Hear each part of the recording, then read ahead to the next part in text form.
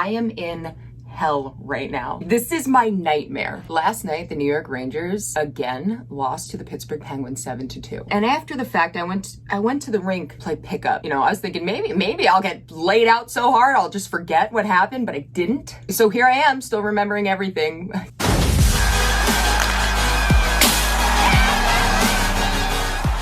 Same shit, different day. What's up, guys? Welcome back to the Glove Drop. In a repeat of the exact same shit show that happened in Game 3, the New York Rangers come out and do it again. It was like Game 3, except worse.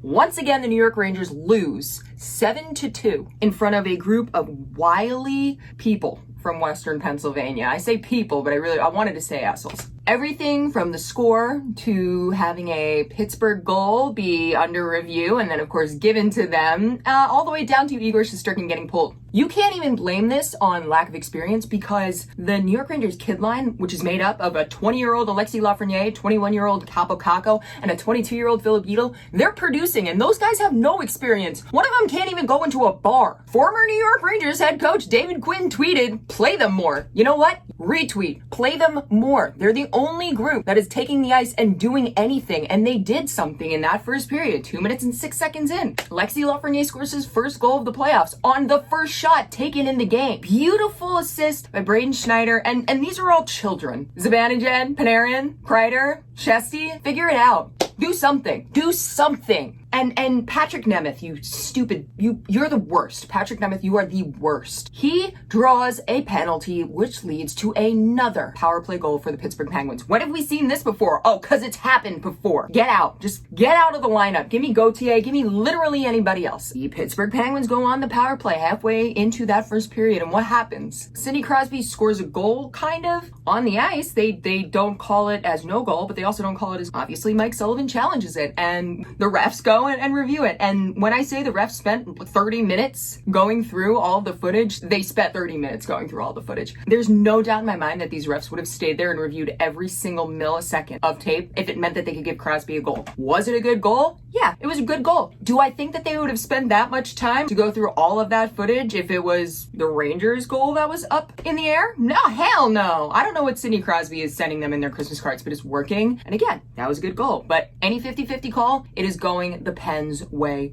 period. Sidney Crosby gets what Sidney Crosby wants. And if he doesn't, he cries about it until he does. And then in a miracle on ice, not the 1981, but another one, Sidney Crosby is called for a penalty. Oh my goodness, Sidney Crosby, you got called for a penalty? Oh my God, he's got to be upset about that. He is called for tripping against Mika Zibanejad. Mika Zibanejad lines up a shot that is got everything behind it. He put everything he had behind it, also literally everything of his ancestors behind it. This shot was a missile, and it deflects off Brock McGinn, and where does it go? It hits Chris Kreider in the throat. Down, holding that throat area.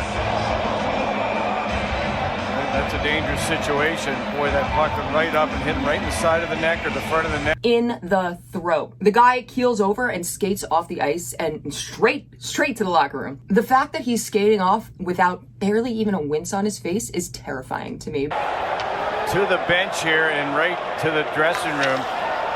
How is it possible that a man is that strong? And he is that strong. And then, of course, you know, the Pens kill off the penalty. I'm in the fetal position on the floor. Where did it all go wrong? And we finish up that first period, tied 1-1. Second period starts, and Kreider's back, and he has a puck-sized mark on his neck. How did his trachea not collapse? How did his clavicles not disintegrate? Big old red mark right there.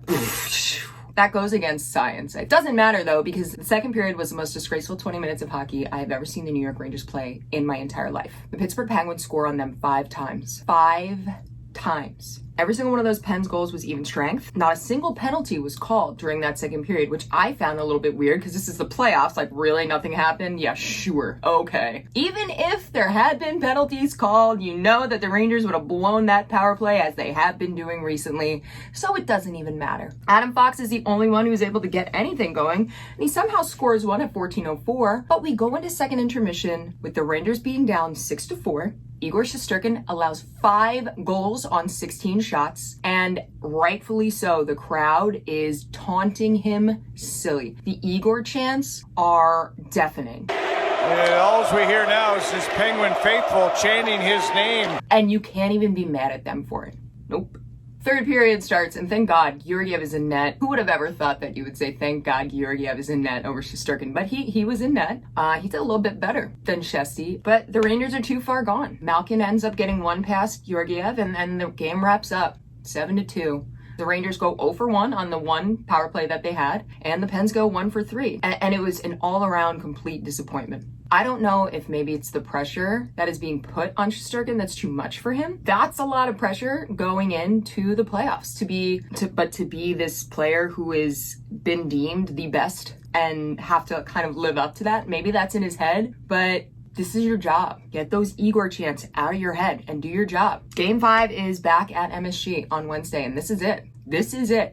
If the Rangers lose, we're done. And it will end with an incredibly disappointing playoff run. I don't know how Gerard Gallant stays so freaking positive, but he says that Shesterkin will be back in net on Wednesday and he will be ready to win and that he has every confidence in the world in him. So at this point, you know what? I'm tired of being upset. So okay, sure. If Gallant says that he has every confidence in the world for Shesty to win this one on Wednesday, then so do I. I trust Gallant. I think he did a great job with this team this year. So there it is. Feel better already. I think that if all of them have faith in themselves, and I have faith in them too, so we will see what happens Wednesday. I gotta say though, Crosby and the Pens really are a hell of a playoff team. It's a really hard thing to admit, but that is just the fact. So there were 3 other Game 4s played last night. Florida beats Washington in overtime to tie the series 2-2. Calgary beats Dallas 4-1 to tie their series 2-2. And Colorado wins 5-3, completing a sweep of the Nashville Predators. So they're done already. So at least I'm having a better time than the Predators. Bye, Nashville. Bye. Game 5 begins tonight with 4 games going on. Boston and Carolina. Right now, that series is tied 2-2. But big news for Boston, Charlie McAvoy, who was on COVID protocol, has been cleared to play.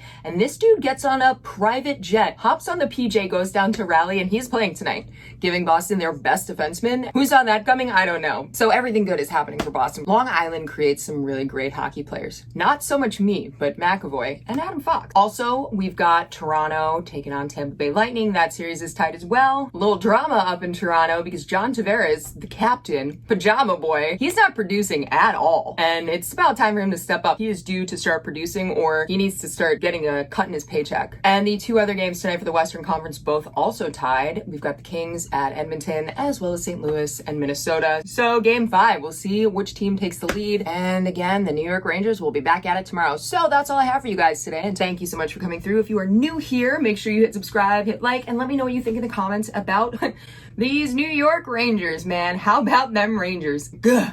If you guys want some more of the glove drop, you can always check me out on Instagram, TikTok, and Twitter. And regardless of what happens tomorrow, I will still be putting up videos, giving updates throughout the playoffs. I'm either going to be happy because the Rangers are still in, or I'm just going to be happy to be talking about hockey. Let's get real here. Even if the Rangers friggin' lose, hockey's the best thing in the entire world. Very excited to see what happens with these playoffs. I will see you guys all in the next one. And until then, I'm going to go work on some manifestation. I don't know, yoga, meditate, light a candle. I don't know, anybody got any sage to burn? I need a shaman.